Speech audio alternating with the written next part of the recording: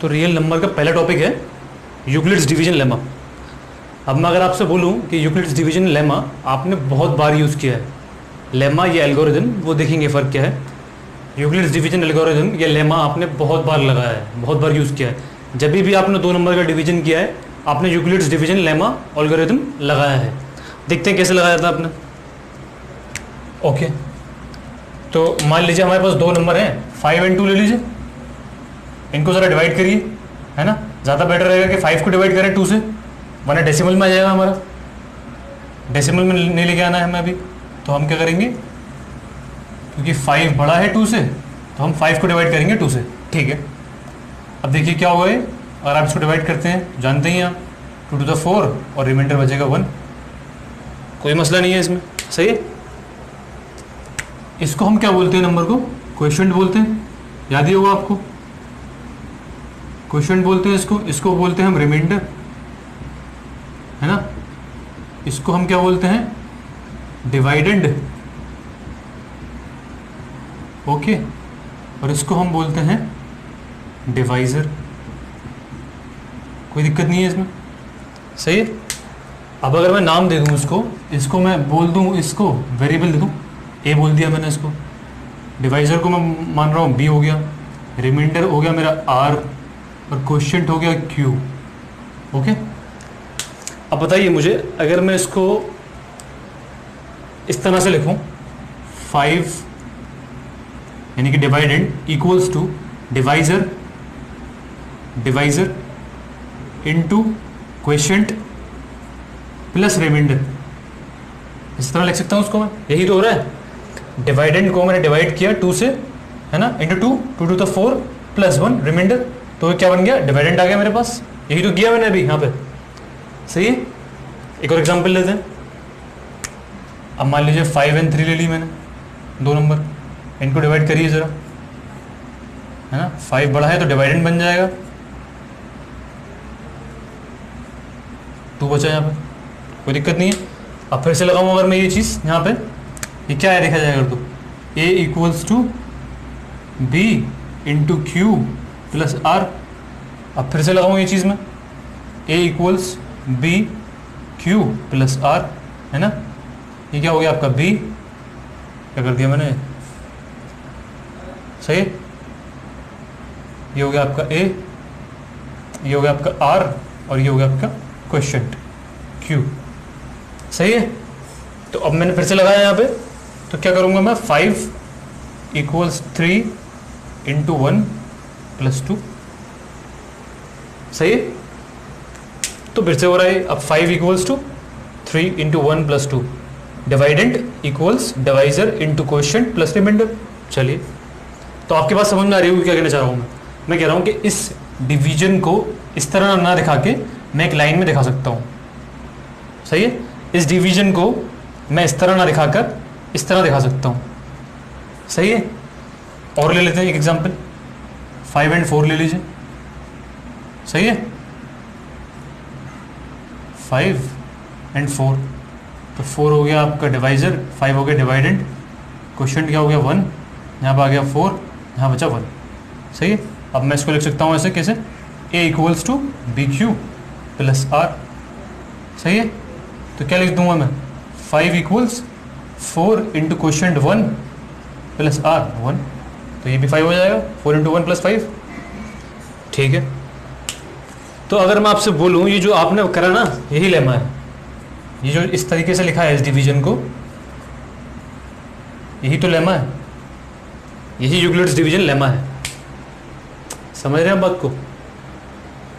अब एक चीज़ और करिए इसमें, एक चीज़ और करनी है, क्या है इसमें, कि जो आपका रिमाइंडर है ना, वो हमेशा डिवाइजर से छोटा है। देखिए यहाँ पर रिमाइंडर छोटा है, क्योंकि अगर नंबर थोड़ा बड़ा होगा तो रिमाइंडर तो बचेगा ही नहीं फिर।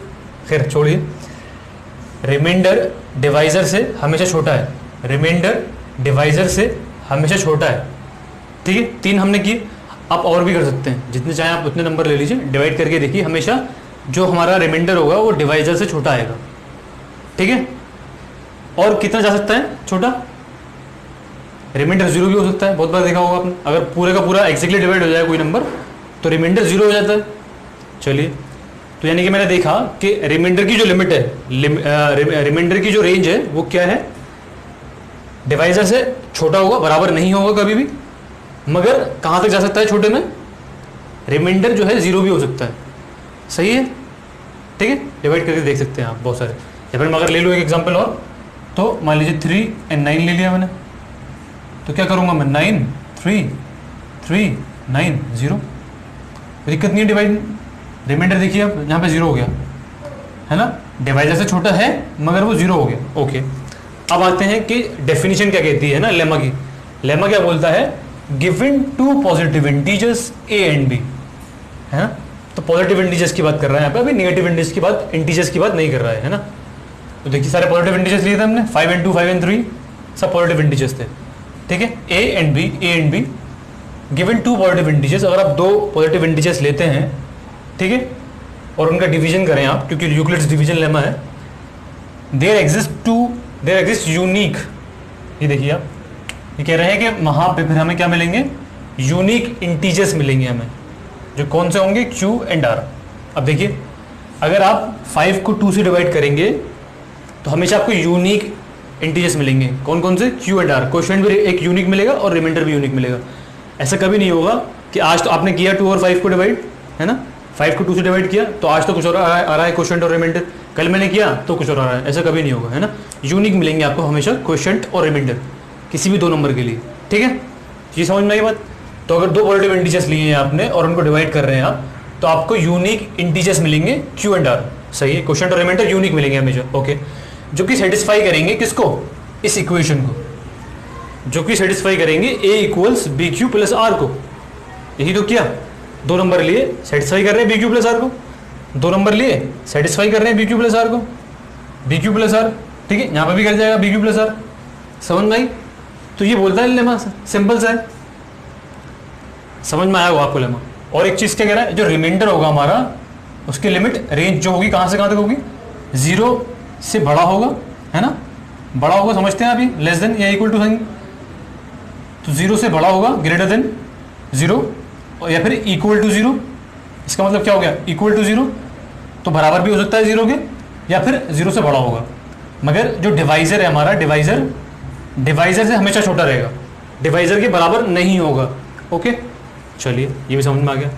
अब देखते हैं लेमा और एल्गोरिथम क्या है। लेमा क्या है, एक पहले से ही जो प्रूवन स्टेटमेंट है, पहले से ही प्रूफ किया हुआ स्टेटमेंट है, ठीक है, उसको बोलते हैं लेमा। अब जब कोई पहले से ही, जैसे मान लीजिए 1 किलो का बाट है हमारे पास, सब्जी लेने जाते हैं आप, तो 1 किलो का वेट होता है, उसके पास बाट होता है, उससे वो क्या करता है, बार बार तोल के देता है आपको सब्जियाँ। तो जो वेट है हम उसके पास 1 किलो 2 किलो 3 किलो, वो सब क्या है, लेमाज हैं एक तरह से देखा जाए तो, ठीक है। तो उसने पहले से ही बनाया उसको इस तरीके से है, जिससे भी बनाया होगा मैन्युफैक्चरर ने, कि वो 1 किलो का 2 किलो का 3 किलो का है पहले से ही, है ना, और एग्जैक्टली इतना ही है वेट जितना भी वो तोल रहा है, ठीक है।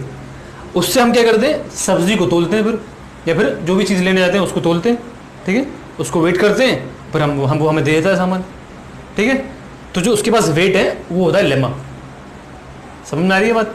वो उसका यूज़ क्या करता है, लेमा का यूज़ क्यों करता है, वो बाकी चीज़ों को तोलने के लिए, ठीक है। तो वही तो हो रहा है, proven statement use to prove another statement. एक प्रूवन स्टेटमेंट है लेमा, ये लेमा है, अब जिसका हम यूज़ कर लेते हैं बाकी स्टेटमेंट्स को प्रूव करने के लिए। सही है, लेमा एक प्रूवन स्टेटमेंट है पहले से ही, जिसका हम यूज़ कर लेते हैं बाकी स्टेटमेंट को प्रूव करने के लिए। सही है, सब में ऐसे ही हो रहा है।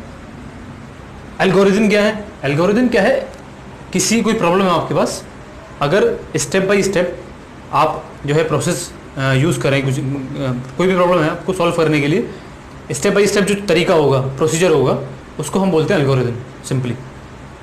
सही है। तो अगर लेमा में लगाएं एल्गोरिथम, है कि अगर लेमा का यूज़ करूँ मैं स्टेप बाय स्टेप कोई प्रॉब्लम सॉल्व करने के लिए, अभी जैसे एप्लीकेशन करेंगे हम यूक्लिड्स डिवीजन लेमा की, तो HCF निकालेंगे हम, हाईएस्ट कॉमन फैक्टर निकालेंगे, उसमें हम लेमा का यूज़ करेंगे स्टेप में, है ना। कभी एक ही स्टेप में आंसर आ जाता है, कभी बहुत ज़्यादा स्टेप में आंसर आता है। तो लेमा का यूज़ करना स्टेप बाय स्टेप, ठीक है, यूज़ करना किसी प्रॉब्लम को सॉल्व करने के लिए, उसको हम बोलते हैं एल्गोरिथम। तो स्टेप बाय स्टेप प्रोसीजर, ज़रूरी नहीं है लेमा का यूज़ हो, कोई भी तरीका स्टेप बाय स्टेप